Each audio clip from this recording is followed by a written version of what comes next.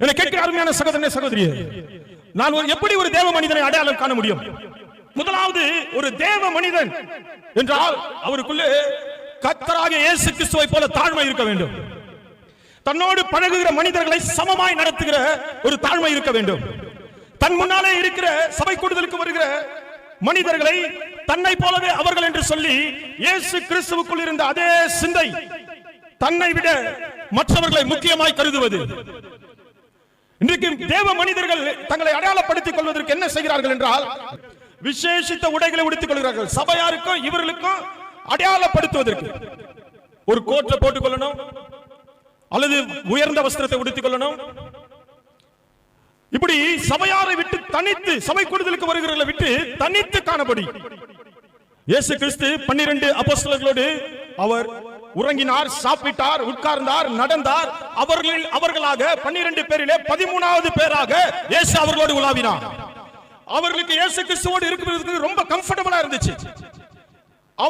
அவர்கள் தனக்கும் சமமானவரை போல, அவர் மாம்சத்தில் வந்த தேவனன், ஆனாலும் மற்ற 12 பேருக்கும் சமமானவராக அவர்கள் மத்தியிலே நடந்தார். தேவ மனிதனை நீங்கள் கண்டுபிடிக்க வேண்டுமானால் தாழ்மை அவரிடத்தில் இருக்கிறதா என்பதை கவனியுங்கள். உன்னை சரிசமமாய் நடத்துகிறாரா என்பதை கவனியுங்கள். உனக்கு முக்கியத்துவம் கொடுக்கிறாரா என்பதை கவனியுங்கள். தனக்கு ஒரு சிங்காசனத்தை போட்டுக்கொண்டு மேலே அமர்ந்து மற்றவர்கள் எல்லாம் கீழான நிலையில பார்க்கிறவன் தேவ மனிதன் அல்ல. இயேசு கிறிஸ்துவின் சுபாவம் அப்படிப்பட்டது அல்ல. அதை நீங்கள் முதல்ல அடையாளம் கண்டுகொள்ள வேண்டும். ஒரு தேவ மனிதனிடத்தில் நீங்கள் கிட்ட செல்லும் போது அவன் இயேசுவை போல தாழ்மை உள்ளவனா என்பதை கவனியுங்கள். அதனால்தான் இப்படிதான் நீங்க கள்ள தீர்க்கதரிசிகளை, கள்ள ஊழியர்களை அடையாளம் காண முடியும். கர்த்தராகிய இயேசு கிறிஸ்து சொன்னார், அவர்களுடைய வரங்களினால் அல்ல, அவர்களுடைய கனிகளினாலே நீங்கள் அவர்களை அறிவீர்கள். இரண்டாவதாக, தேவ மனிதர்களை நீங்கள் அடையாளம் காண வேண்டுமானால் பரிசுத்தத்திலே வாழ்கிறார்களா என்பதை கவனியுங்கள். பரிசுத்தத்தை பேசுகிறாரா, பரிசுத்தத்தில் வாழ்கிறாரா என்பதை கவனியுங்கள். அவரிடத்திலே நீங்கள் இருக்கும்போது, அந்த மனிதர்களிடத்திலே நீங்கள் இருக்கும்போது, ஒரு சபை கூடுதலில் வருகிற சகோதரன், சபை கூடுதலில் வருகிற சகோதரி, ஒரு தேவ பிள்ளை, ஒரு தேவ மனிதன், அவனோடு நீங்கள் பழகும் போது பரிசுத்தத்தை நோக்கி நீங்கள் நடத்தப்படுகிறீர்களா, அல்லது தேவனுக்கு தூரமாய் நீங்கள் நடத்தப்படுகிறீர்களா என்பதை கவனியுங்கள். அவர்கள் வாயை திறக்கும் போது பரிசுத்தத்தை பேசுகிறார்களா, அல்லது பரிசுத்தத்திலே அவர்கள் வாழுகிறார்களா என்பதை கூர்ந்து கவனியுங்கள்.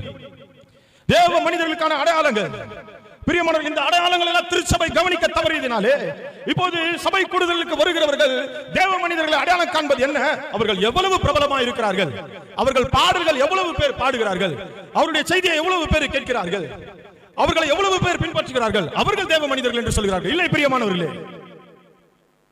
தேவ மனிதர்களை நீங்கள் அடையாளம் காண வேண்டுமானால் பரிசுத்தத்தில் வாழ்கிற வாழ்க்கை. அவர்கள் வாயை திறக்கும் போது பரிசுத்தம், அவர்கள் பேசும்போது பரிசுத்தம். உங்களை பரிசுத்தத்தை நோக்கி நடத்துகிறார்களா? அவர்கள் உங்களை கண்டித்து உணர்த்துகிறார்களா? கவனியுங்கள் பிரியமானவர்களே.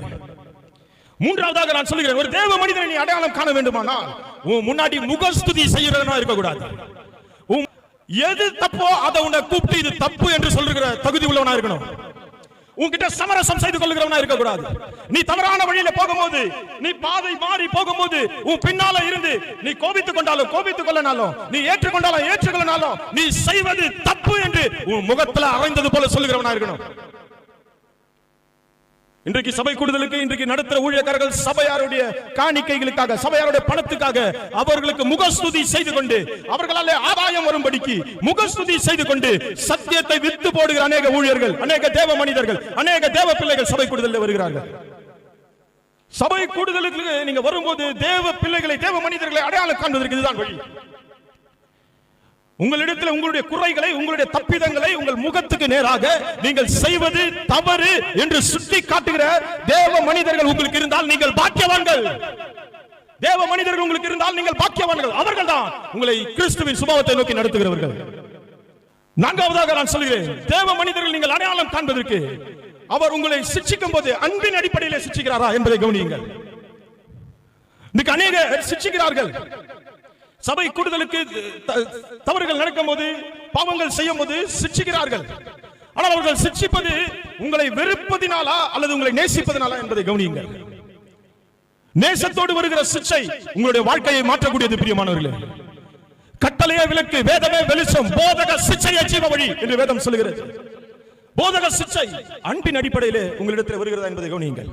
நீங்கள் அழிந்து போவதற்கல்ல, உங்கள் மீது அன்பு கூர்ந்து உங்களை சிட்சிக்கிறார்களா, உங்கள் மீது அன்பு கூறுகிறார்களா?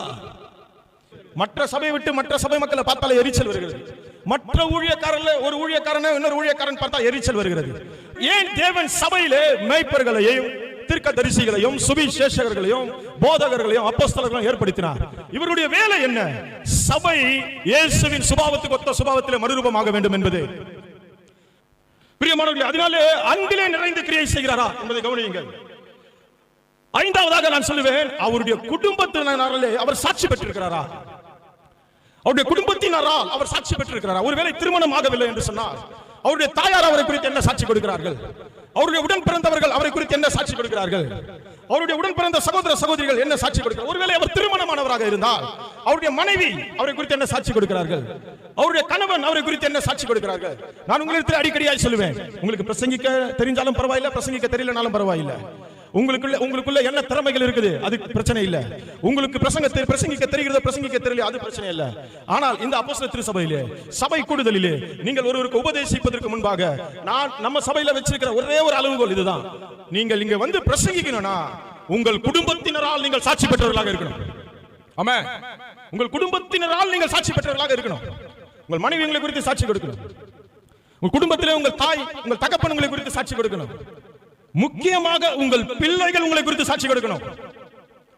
நான் சொல்றேன் பாருங்க, உங்களை குறித்து உங்கள் பிள்ளைகளுக்கு நன்றாய் தெரியும். உன் பிள்ளை டிவி பாக்குதுன்னா அதுக்கு காரணம் அப்பா டிவி பாக்குறாருன்னு அர்த்தம். உன் பிள்ளை டிவி பாக்குதுன்னா அப்பாவும் அம்மாவும் டிவி பாக்குறாங்கன்னு அர்த்தம். உன் பிள்ளை போனை வச்சுன்னு விளையாடினே இருக்குதுன்னா அப்பாவும் அம்மாவும் போனை வச்சுன்னு நோண்டினே இருக்கிறாங்கன்னு அர்த்தம். உன் பிள்ளைங்க வெளியில போகுது வருது, வெளியில போறதுக்கு ரொம்ப இன்ட்ரெஸ்டா இருக்குது, ஊரை சுற்றுறதுக்கு ரொம்ப இன்ட்ரெஸ்டா இருக்குதுன்னா அம்மாவும் அப்பாவும் ஊரை சுற்றுகிறார்கள் என்று அர்த்தம். உன் பிள்ளைகள் வந்து நல்லா விதவிதமா ட்ரெஸ் போடுவதற்கு, ஆடம்பரமா ட்ரெஸ் போடுவதற்கு ரொம்ப ஆசையா இருக்குது, அலங்காரம் பண்ணுவதற்கு ரொம்ப ஆசையா இருக்குதுன்னா அவங்க அம்மா அலங்காரம் பண்ணுகிறார்கள் என்று அர்த்தம். பிரியமானவர்களே, உங்கள் பிள்ளைகள் மற்ற எல்லாரையும் விட உங்களை நல்லா அறிந்திருப்பாங்க. உன் பிள்ளைகள் உன்னை குறித்து சாட்சி கொடுக்கும். வீட்டில் நீ யார் என்று சொல்லி வெளியிலே வந்தால் தேவ மனிதருடைய வேஷத்திலே நாம் நடந்து விடலாம், தேவ மனிதருடைய வேஷத்திலே நாம் போய் விடலாம். உன் வீட்டிலே உன்னை இன்ச் பை இன்ச்சா உன்னை கவனிக்கிற உன் பிள்ளைகள் நீங்கள் யார் என்று சாட்சி கொடுங்க. அதனாலதான் குடும்பத்தினருடைய சாட்சி மிக மிக முக்கியமானது. தேவ மனிதர்களுக்கான அடையாளங்கள் என்பதை இறுதியாக நான் ஒன்றை சொல்ல விரும்புகிறேன். உன் பணத்தின் மீது கொஞ்சம் கூட ஆசை இல்லாதவனை கண்டுபிடித்தாயானால் அவன் தான் உனக்கான தேவ மனுஷன்.